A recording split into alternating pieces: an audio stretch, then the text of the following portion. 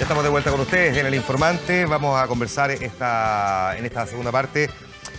A propósito de lo que dijo Beatriz Sánchez, que había sido invitada en varias oportunidades al programa En Buen Chileno de Canal 13 y dijo que no iba a ir al programa de televisión mientras estuviera como panelista Sergio Melnik. Dijo que es una decisión valórica porque, la voy a citar textual, no quiero validar que en televisión haya un panelista que fue ministro de un dictador.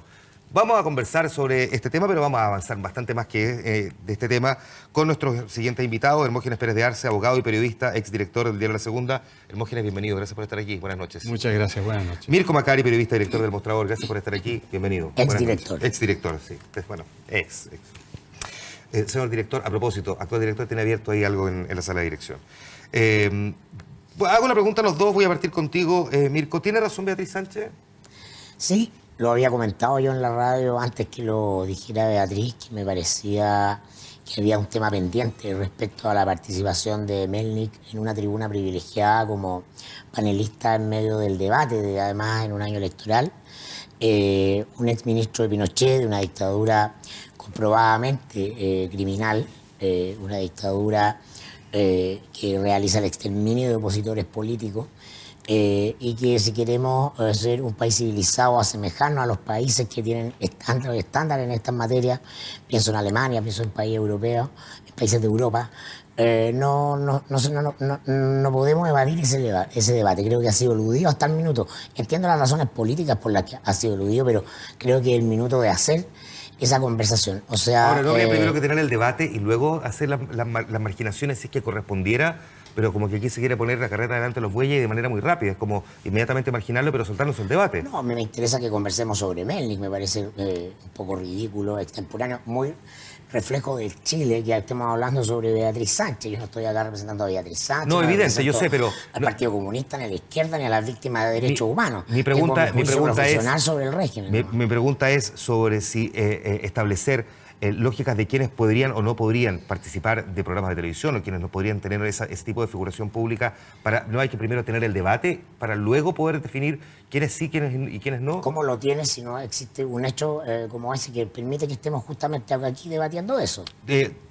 Misma pregunta entonces, Hermógenes, ¿habría que tener al menos esa discusión? ¿Habría que tener esta conversación? No, yo creo que en ningún país civilizado y democrático esto siquiera se puede discutir.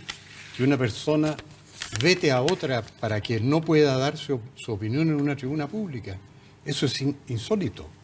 Están pasando cosas en Chile que son insólitas. Leí esta mañana, o después del almuerzo en La Segunda, que Loreto Letelier, una candidata a diputada de la UDI, dio la versión jurídicamente adecuada de lo que había pasado en el caso Quemados, ¿no? Diciendo que se habían quemado accidentalmente con elementos altamente combustibles que llevaban los que resultaron quemados. Y eso está en una sentencia judicial afirme. Ahora, y es la verdad judicial. El ministro, y ella, ¿me permites terminar? Sí, lo que pasa es que para efectos es que te permito terminar en función de que si me vas a agregar también lo que el ministro Garrosa del 2015 recoge de un testigo que es clave, que cambia su testimonio y que dice que efectivamente su declaración había sido inducida a plantearse de una manera. Y hay 13 personas que han sido acusadas a partir de ese testimonio.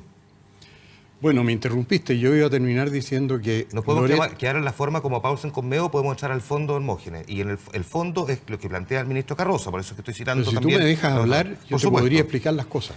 Por supuesto. Loreto Letelier ha sido pasada al Tribunal de Disciplina de la UDI por decir la verdad judicial de un caso que se falló hace 30 años, ¿no? Y sobre el cual había cosas juzgadas, en fin. Tú te refieres a otra situación que se ha abierto con violación de las leyes, pero como no hay mal que por bien no venga, resulta que de 11 conscriptos que habían hecho una declaración, 2 volvieron sobre sus pasos, estimulados oficialmente por el gobierno, y 9, lo que despierta en mí mucha confianza en el pueblo chileno, 9 han sido sometidos a toda clase de premios, han sido privados de su libertad, algunos han perdido su trabajo, han mantenido la versión original. ¿Y cuál es la versión original? Que el incendio que afectó a estas personas fue accidental. Con lo que se ha ganado una cosa, que uno de los 9, y que yo proclamaría el hombre del año, que se llama Leonardo Riquelme Alarcón, dijo: la verdad es que yo accidentalmente ese día estando las personas detenidas en el suelo, golpee un elemento altamente combustible que se incendió y las quemó. Así que él se echó la culpa, pudiendo haber guardado silencio hasta hoy. Así que eso, para mí es un hombre ejemplar. Tú dices... Ahora, sí. tú sacas a colación este tema porque tú dices que pasan cosas insólitas, como que, por ejemplo, el mismo partido UDI pase al Tribunal de Disciplina a esta candidata por haber planteado... Por haber dicho la verdad. Por haber escrito esto en su página en Facebook, Mirko.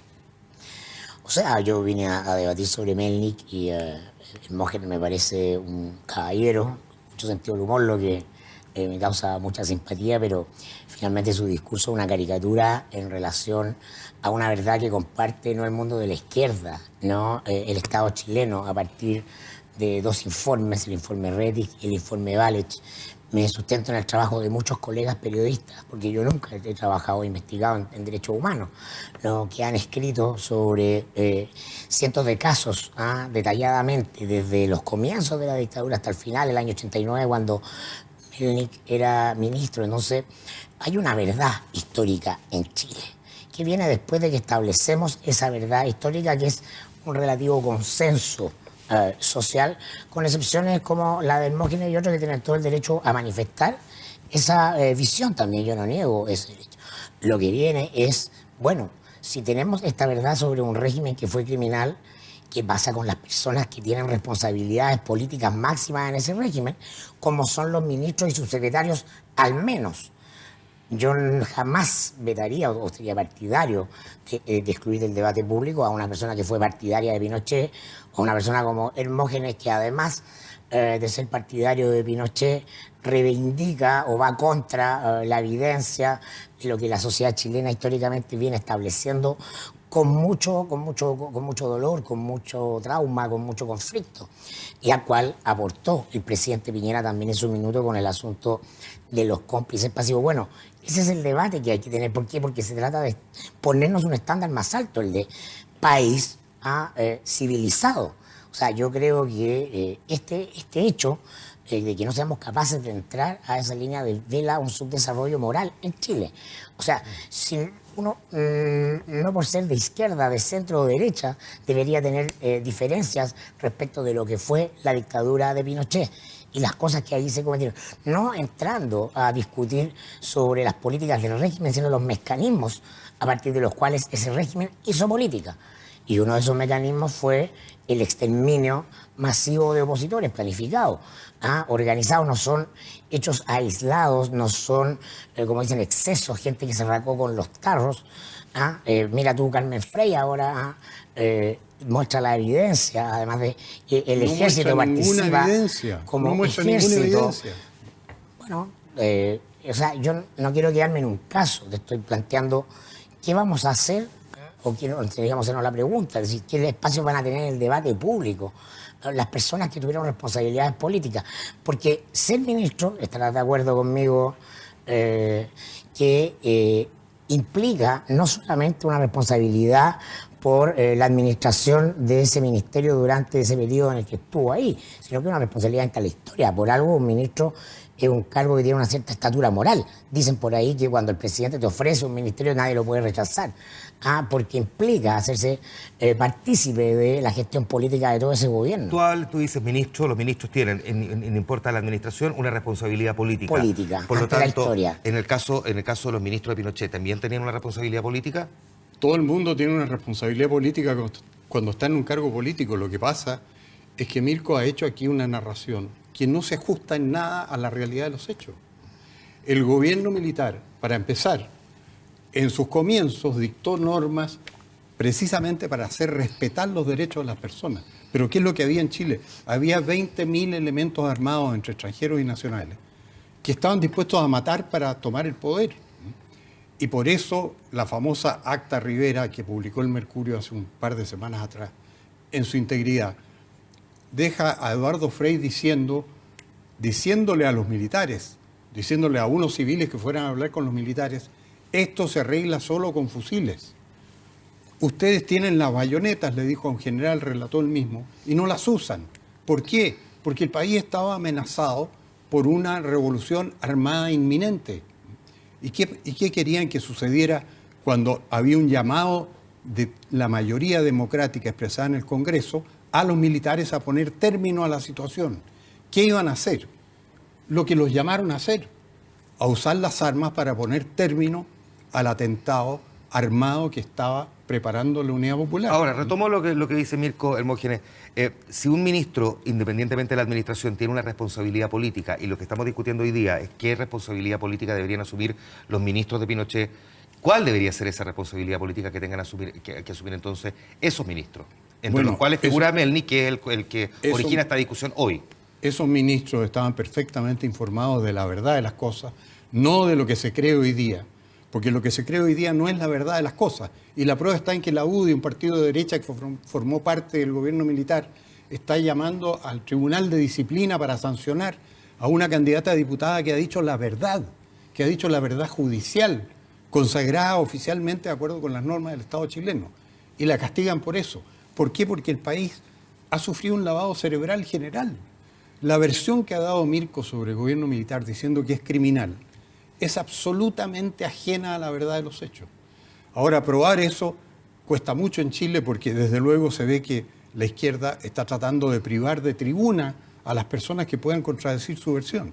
Hay un proyecto de ley que se llama Cárcel para los historiadores, así lo han bautizado varios historiadores, porque amenaza con que si se discuten los hechos establecidos según la izquierda o según la justicia de izquierda, las personas que lo hagan pueden tener hasta 3 años y 1 día de presidio. Eso es una cosa insólita. Es contraria a los valores fundamentales de la libertad de expresión. Ahí está el problema, que uno se sienta acá para defender una posición inmediatamente aquí asociado a la izquierda. O sea, estás en la posición de defender los derechos humanos porque eres de izquierda. Y yo siento que ese es el salto que el país no ha hecho justamente, ¿no? En la Alemania de la posguerra era impensable que un ministro de Hitler participara del debate público. Y yo no veo mayores diferencias del punto de vista de los derechos humanos. No hay ninguna diferencia entre Hitler y el régimen militar. de Hitler y el régimen militar. No hay ninguna diferencia. Yo no veo ninguna diferencia respecto de los métodos para eliminar adversarios políticos o ideológicos. Tienes que tener un mínimo de información. No solo eliminó judíos, no solo eliminó judíos, también mira, este fenómeno gitanos, que afecta a Mirko es tan grave que yo he oído a un senador de derecha decir que Carmen Gloria Quintana y Rodrigo Rojas fueron quemados por pensar distinto. Desde luego que no fueron quemados, fue un accidente. Y enseguida no era por pensar distinto, ellos estaban atentando con elementos altamente combustibles contra los medios de locomoción. O sea, no era por pensar distinto. Pero mira cómo se organiza este panel, porque estamos hablando de los límites de la libertad de expresión, ¿no? A ver, yo quiero hacer una aclaración. No creo que un ministro de Pinochet, por haber sido ministro de Pinochet, no pueda ser entrevistado, no pueda dar su opinión. Me parece que es discutible, al menos, que en un canal de televisión, porque la televisión es por esencia la constructora de opinión pública, la constructora de realidad, lo que no está en la tele no existe. En un año electoral no participe en una tribuna de manera privilegiada para evaluar, para discutir, para adjetivar sobre la democracia. Ese es mi punto en específico. No adhiero al negacionismo, es decir, a las tesis negacionistas, es decir, alguien que tenga una visión distinta como Hermógenes y lo que fue el régimen militar no pueda dar su opinión, no. Pero este panel se organiza de esta manera binominal, en esta lógica casi de los años 90, ya han pasado 27 años, pasaron los 40 años del golpe, pasó el presidente Piñera y sus cómplices pasivos. Entonces, todavía hay una zona ahí en la que nos cuesta entrar, y nos cuesta entrar por las relaciones de poder que se configuraron desde el retorno a la democracia, porque finalmente el retorno de las elecciones fue una suerte de atrás sin golpe. Es cierto que los que fueron el pato de la boda fueron los militares, porque solo hay un consenso para perseguir o para apuntar con el dedo responsabilidades jurídicas, penales, criminales. Pero también hay otras, también otra discusión que está muy pendiente. Dejaron aquí varias cosas sobre la mesa que las voy a recoger a la vuelta de la pausa. Tengo que irme en todo caso comerciales. Estamos de inmediato con ustedes aquí en el programa.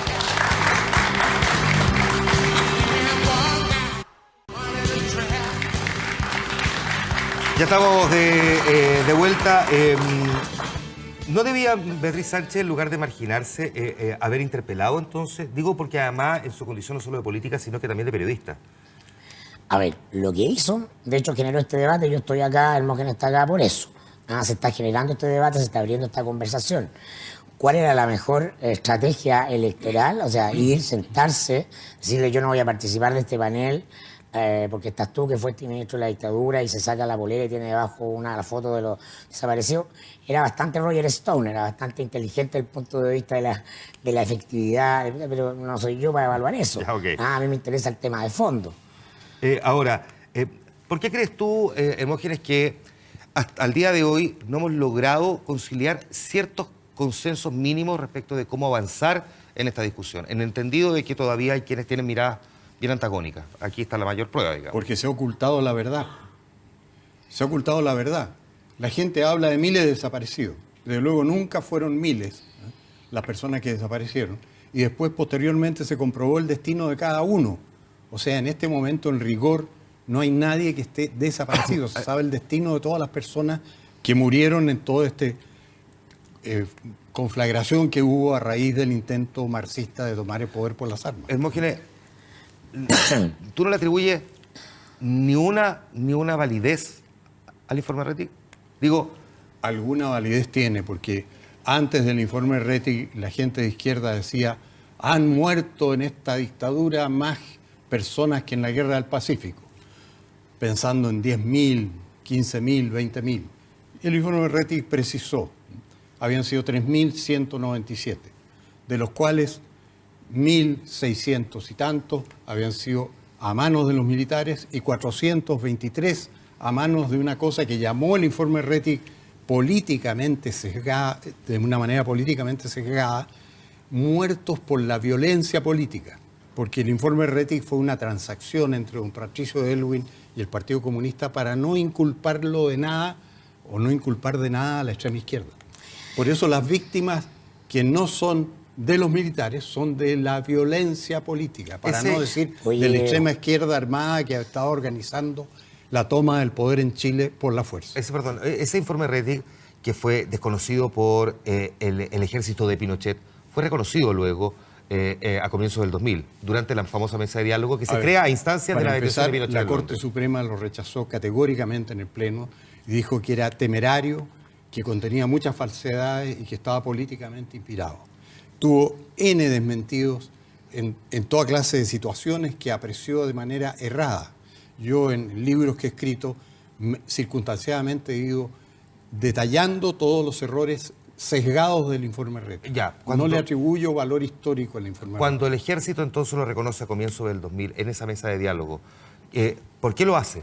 No, el ejército lo que hizo a través de su comandante y jefe, Juan Emilio Cheire, que está sufriendo las consecuencias del mal agradecimiento de la extrema izquierda, en este momento lo están procesando. Él asumió todas las culpas y se las echó al ejército en un grave error histórico y político. Él dijo, el ejército reconoce su responsabilidad en todos los hechos moralmente repudiables del pasado, en todos los hechos. O sea, lo que se llama una rendición incondicional tratándose de un militar.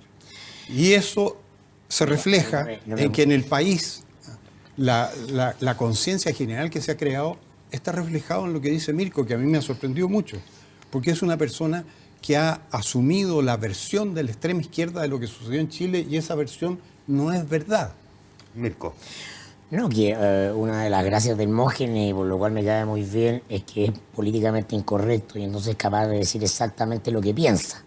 En su sector mucha gente piensa como Hermógenes y muy pocos, si nadie ninguno, es capaz de decirlo públicamente porque teme pagar costos. Ahora es cierto que ese sector se ha ido quedando reducido a una minoría, pero una minoría social importante porque es cualitativamente poderosa, es muy decisiva en la toma de decisiones en el ámbito económico, en relaciones de trastienda y con la propiedad y la atención editorial en los medios de comunicación, y por lo tanto ahí está el problema, ¿no? Es decir, hay mucha gente que piensa como Hermógenes, pero no lo manifiesta públicamente, y eso es un déficit de la democracia chilena, porque cuando tenemos a Sergio Melnik arbitrando frente a los candidatos presidenciales, cuestionando, poniendo las preguntas sobre quién es demócrata y quién no, estamos dando una señal a los niños que ven televisión, a los jóvenes que ven televisión. Es decir, le estamos diciendo, señor, es válido como opinión que este señor puede hablar de democracia. ¿Por qué este un civil como Sergio Melnik puede ser cuestionado en la categoría que tú lo planteas y siguiendo tu misma línea argumental, otras figuras políticas que tuvieron esa responsabilidad también, hoy día son candidatos al Parlamento, han sido validados legítimamente también a través de las urnas y han sido electos diputados, senadores, es decir, quienes trabajaron también en ese momento, hoy día forman parte también de la escena de discusión? Bueno, lo fueron porque el gobierno militar no fue derrotado. Pinochet fue derrotado en el plebiscito, pero toda la democracia se hace sobre la base de la institucionalidad. Lo que te estoy diciendo, Mirko, es que han sido validados. No, Jaime Guzmán. ¿Sí? Mirko, lo que te estoy diciendo es una cosa completamente diferente. Lo que estoy diciendo es que son personas. Relaciones de poder. No, han sido validados por la propia ciudadanía. Esas personas que tú consideras que hoy día no deberían formar parte de esa discusión. Hoy día están ocupando puestos. Han ido en lista como Sergio Fernández, por ejemplo, en su minuto, el año fue elegido senador, que van en lista de los partidos del sector. Me estáis citando el comienzo de la institucionalidad y no al final de la institucionalidad. Estamos hablando del 2017. Sí, no estoy entrando a ese debate porque es un debate más complejo. Estoy entrando al debate de qué espacio ocupan en el debate público. Es decir, me gustaría que tuviéramos una discusión acerca de si altos funcionarios del régimen podrían entrar al sistema democrático, al emblema de la democracia que es el Congreso. Sí, me gustaría que también la tuviéramos. Estamos teniendo hoy día una acerca de el espacio en los medios y el rol ¿No que tiene representan la ellos más un pública? Pensamiento de un segmento de la población que efectivamente está ahí y que quizás incluso puede estar hasta súper representado, como han dicho algunos? Por cierto, y eso es lo grave, ¿no? Que no hemos logrado asumir como país que lo que pasó en el régimen militar es una vergüenza para todos. En la Alemania de posguerra, los partidos de la derecha hasta la izquierda tienen un juicio crítico de lo que fue el régimen nazi. Es más, hay leyes que prohíben la apología del nazismo, candidatos nazis, etcétera, porque las violaciones a los derechos humanos son un atentado a la humanidad, no son ni de izquierda ni de derecha. En todos los casos, sin ninguna excepción, ¿no? Y por eso que hablo de su desarrollo moral de Chile. Eso nos instala en el tercer mundo. Esa es la diferencia. Porque estar en el primer mundo no solamente el número del crecimiento económico, no es solamente la cantidad de bienes materiales a la que accedemos, hay también una discusión sobre la ética pública. Si se ha debilitado la ética pública en casos como los de financiamiento irregular, es porque hemos evitado también discusiones sobre la ética pública respecto a la responsabilidad, que es la cuestión que más ha determinado la historia del Chile reciente. Sí, lo más grave del Chile reciente es haberse olvidado de la verdad, hombre. Si ahora están prohibiendo decir la verdad en Chile, eso es lo que está sucediendo. Y la democracia que tenemos, ¿de dónde salió? La instauró el régimen militar en la Constitución de 1980, modificada, pero es esa. Porque no era una dictadura, era un régimen que se dirigía a la democracia. Y en los últimos 8 años, el que gobernó fue ratificado en un plebiscito por el voto popular. Y todo el mundo coincide en que en ese momento él tenía una mayoría como para ratificarlo para ser presidente por 8 años. Entonces está mal hablar de la dictadura. Hablan de la dictadura cuando el Colegio de Abogados, presidido por el más distinguido abogado demócrata cristiano, Alejandro Silva Bascuñán, en octubre del 73, hizo toda una argumentación que está publicada en la revista Derecho y Jurisprudencia para demostrar que el gobierno militar era legítimo. O sea, en lugar de hablar de dictadura, los demócratas cristianos, siguiendo a su jurista estrella, deberían decir el gobierno legítimo. No estoy entrando a cuestionar el golpe, no estoy entrando a cuestionar que haya sido un régimen. Estamos entrando en reconocer algo. No estoy entrando a cuestionar que haya sido un régimen de fuerza, que se hayan clausurado incluso ciertas libertades políticas, que también son parte de los derechos humanos, pero estoy hablando de torturas, asesinatos, no me vengas con eso. Masivo de opositores. No sé si somos capaces de hacer una distinción moral entre esas cosas. La historia de la tortura en Chile empezó en la democracia cristiana, con la presentación de los abogados socialistas a la Corte Suprema, 71 páginas describiendo las torturas que sufrían los presos del MIR, que estaba recién formándose en ese momento. Mira, yo tuiteé el otro día sobre este tema de Melnik, entonces alguien me ponía por ahí, ¿no? Oye, pero ¿qué opinas de Telier, que estuvo en el atentado a Pinochet, lo organizó y murieron 5 cortazos, una violación a los derechos humanos? Es un grupo extremista. Es distinta la responsabilidad ante la historia del crimen que cometa un grupo extremista por una razón política o la que fuera, de la que tiene quien pone el Estado, con toda su institucionalidad, que el Estado está para qué, para servir al bien común, para velar por el bienestar físico, material de todos los habitantes, para poner como vara, ¿no?, de civilización el Estado de Derecho, cuando quien está frente a cargo del Estado no usa el aparato del Estado para violar los derechos humanos. ¿Pero en qué caso está concreto? Fuera de la línea de la civilización. ¿En Eso qué es lo que caso dice concreto? Occidente. ¿En qué caso concreto? Dime uno. Por ejemplo, no entiendo, Hermógenes, ¿qué caso concreto de qué? De que el Estado ha sido puesto al servicio de violar los derechos humanos. Cuartel de exterminio Dime Simón Bolívar. Un caso, no, un caso chileno. Documentado. Es un cuartel de la DINA, ¿no?, donde la orden era que todo aquel que entrase saliera muerto, ¿no? Ahí ahogaron con una bolsa en la cabeza a Víctor Díaz, ¿no?, mientras otros les ponían cianuro. Por eso la se orden suprimió era la nadie DINA. que entra Por vivo eso se acá, suprimió sale. la DINA. Y pasó a ser la CNI. Claro. Y hasta el minuto en que Sergio Melnik era ministro, realizaba operaciones al margen del Estado de Derecho para aniquilar opositores. Porque la diferencia entre el que es agente del Estado y el que es violentista o extremista es moral, política y jurídicamente diferente. No es agente del Estado el funcionario que atropella la legalidad, no es un agente del Estado. El Estado está para preservar la legalidad. Entonces, los que actuaban... Entre otras cosas. Obvio, entre otras cosas. Va con cierta estructura normativa, pero resguardando los derechos humanos. Cuando un funcionario se sale de sus atribuciones, sucede frecuentemente, no es el Estado el que está actuando, es un delito que comete esa persona. Y obviamente hubo personas que cometieron esos delitos. Yo he estudiado casos extensamente tratados en Chile, como el caso de la caravana del general Arellano, en que se ha falsificado la historia de la manera más grotesca. Yo escribí un juicio que se llamaba La verdad del juicio a Pinochet, un libro que se llamaba La verdad del juicio a Pinochet, en que un historiador que no simpatizaba con el régimen debido a sus críticas en materia de derechos humanos, que es Gonzalo Vial, reconoce que el libro que yo escribí no había sido desmentido por nadie, porque se refería al derecho y a la verdad, y eso no era el tema que se estaba discutiendo, porque el tema es político. Se ha creado una imagen política que se ha consagrado en el país como verdad y no es verdad. Ese es el tema. Y este caso de los quemados que empezamos discutiendo lo pone de manifiesto. Se ha falsificado la verdad de una manera grotesca. No lo creo, yo creo que es que se ha distorsionado la defensa de los derechos humanos y se ha circunscrito a una posición extremista. Si tú eres categórico y dices, oye, discutamos que este señor Melling esté en el lugar que está, este señor extremista está pasado para la punta, está fuera del consenso, está al borde de llamar a la rebelión. Sin embargo, eso es lo que nos separa del mundo desarrollado, del mundo civilizado. No, en el mundo civilizado no admitirían que a Melling se le vetara. Sobre las dictaduras son absolutas, comunistas, nazis, o las que fueran. Es decir, esa es la diferencia. Estamos muy lejos de eso y eso lo evidencia esta discusión y la estructura de este panel lo evidencia. Debate que agradezco que hayan tenido los dos a partir de miradas que son bien antagónicas y con varias cosas que quedan puestas sobre la mesa, pero lamentablemente se nos va el tiempo. Hermógenes, muchas gracias por haber estado nuevamente aquí en El Informante. Gracias a ti. Muchas gracias, Mirko, por haber estado aquí. Gracias, Guamán. Nosotros nos vamos a la pausa.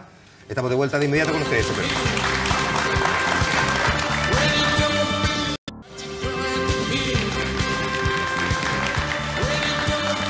Estamos de vuelta solo para despedirnos. Les agradecemos el que nos haya acompañado esta noche aquí en El Informante. Nos juntamos la próxima semana. Que esté muy bien. Muchas gracias al público también por haber estado presente. Que esté muy bien. Gracias a ustedes. Hasta la próxima semana. Buenas noches.